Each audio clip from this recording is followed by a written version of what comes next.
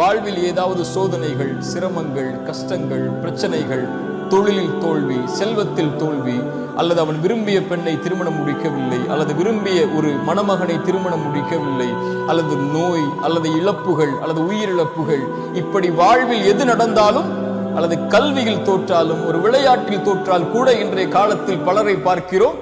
இருளில் உட்கார்ந்து கொண்டு அழுது கொண்டு, ஐயோ இப்படி நடந்து விட்டது, எப்படி வெளியேறப் போகிறேன், எப்படி வாழப் போகிறேன், எதற்கு எனக்கு இந்த உலக வாழ்க்கை என்று புலம்பிக் கொண்டு கண்ணீர் மலையில் மூழ்கிக் கொண்டு